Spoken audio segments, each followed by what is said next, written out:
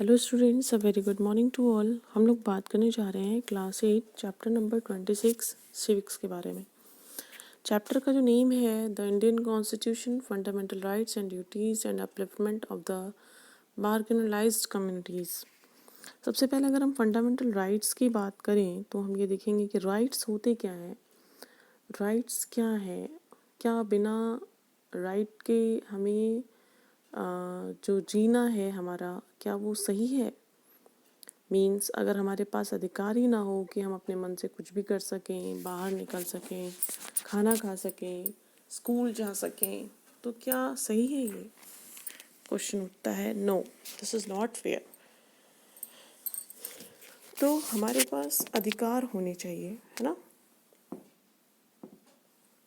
अगर हम अधिकार की बात करें तो हम देखेंगे कि हमारे पास 7 जो राइट हैं वो मेनली हमारे ये सब बहुत ही इम्पोर्टेंट राइट्स हैं, हमारे फंडामेंटल राइट्स हैं। पहला है हमारा right to equality. Right to equality क्या है?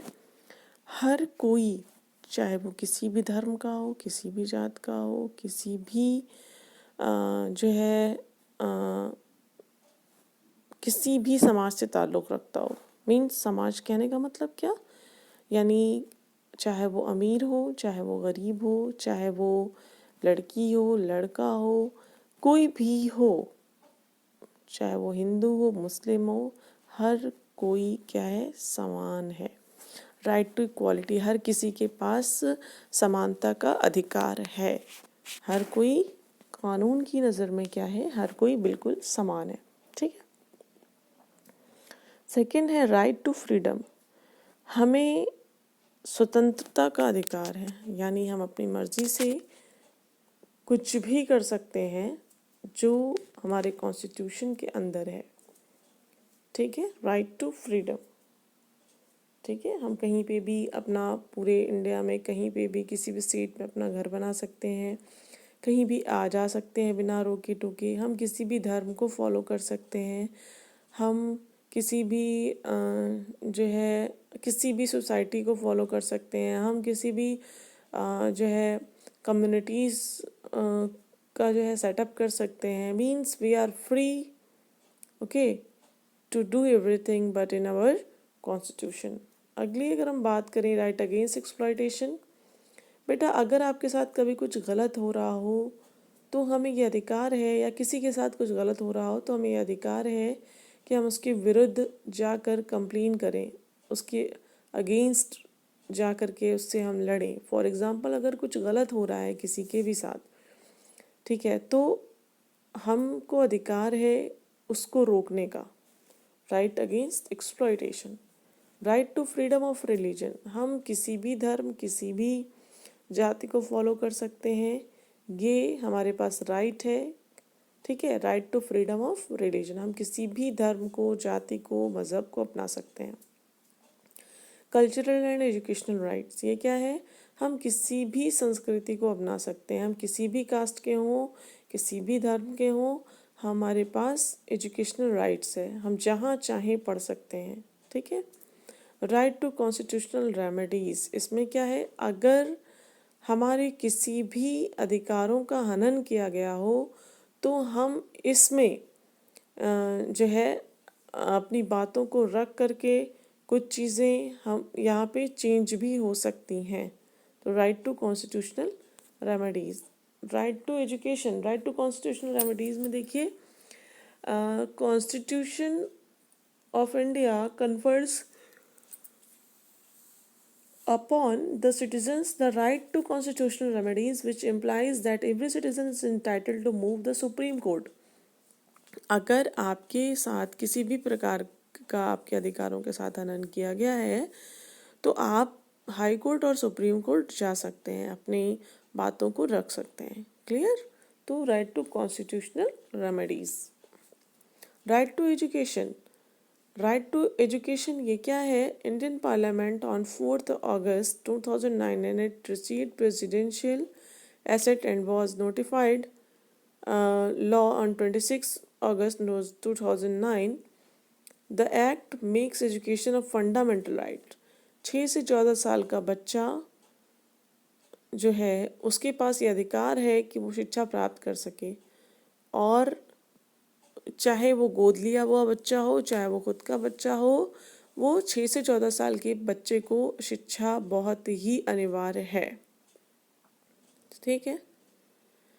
Article 21A, added as a new article by the Constitution, 86th Amendment Act 2002, provides for free and compulsory education for all children between the age of 6 to 14 years. Thus, India became one of 135 countries to make education a fundamental right of every child when the Act came into force on 1 April 2010. Right to Information Act क्या है? Information Act came into force on the 12th October 2005. The act extends to the whole of India except the state of Jammu and Kashmir. It also fundamental right. It includes the right to inspect work, document records, take notes, extract or certified copies of document of records. मेरे पास right to information है, यानी हम कहीं से भी, चाहे वो कोई भी वीडियो हो गवर्नमेंट का या कुछ भी हो, हम उसको प्राप्त कर सकते हैं। मेरे पास राइट टू इन्फॉर्मेशन एक्ट का भी अधिकार है। ठीक है। अब हम देखें कि हमारा फंडामेंटल राइट्स जो है वो कहाँ तक सही है। तो देखा जाए तो ये जो फंडामेंटल राइट्स हैं, इसके बिना हमारा जीवन बिल्कुल अधूरा है। फंडामेंटल राइट्स ही हमें जीने का एक सही मायने देते हैं, एक सही हक देते हैं। अगर हम फंडामेंटल ड्यूटीज़ की बात करें तो फंडामेंटल ड्यूटीज़ में हम ये देखेंगे कि जिस प्रकार से हमारा जो है हमको अधिकार मिला हुआ है, उस टाइप से हमारे कुछ कर्तव्य भी हैं कि हम अपने देश के प्रति कैसे रहें। तो उसमें पहला है कि to abide by the constitution and the respect its ideas and ideals and institutions, national flag and national anthem, to cherish and follow the noble ideals which inspired our national struggle for freedom, to uphold and protect the sovereignty, unity and integrity of India, to defend the country and render national service when called upon to do so, to promote harmony and the spirit of common brotherhood amongst all the people of India, है ना, और to value and preserve the rich heritage of our composite culture, है ना, to protect and improve the national environment including forest, lakes, rivers and wild life. Okay, and evolution of these duties. अगर हम देखें तो nothing can be got without paying price. देखा जाए तो कुछ भी बिना दिए हमें मिलता नहीं है, कुछ भी हम जब उसके लिए हमको कुछ ना कुछ करना पड़ता है। If we want certain rights we will have to perform certain duties also. Every right implies a duty. This duties make us not only good but also responsible citizens, है ना। सेकेंड है fundamental duties have put the fundamental rights in the right perspective. Fundamental duties have been added to make the citizen patriotic and make them realize the importance of protecting the sovereignty and integrity of their country. Fundamental duties have been incorporated in the Constitution of India to promote the idea of harmony in the land of diversities, है ना। Efforts made for the marginalized communities to realize their rights. Both the Constitution and the government have made many efforts for the marginalized communities, जैसे schedule caste. Constitution provisions किए गए हैं इनके लिए। For example article 46 constitution of India provides state shall take care of educational and economic interest of the weaker section of the people. And Article 17 declares untouchability is abolished and its practice in any form is forbidden। ठीक है। और अगर ऐसा करते हुए पाया गया कहीं भी अनटचेबिलिटी अगर हुई, डिसेबिलिटी अगर कहीं बढ़ी, तो उसको कानून के तहत दंडित किया जाएगा। थर्ड है हमारा article 275, they shall be paid out of the consolidate fund of India as grant in aid of the revenues of a state such capital and recurring sums as may be necessary to enable the state to meet the cost of such schemes of development as may be undertaken by the state।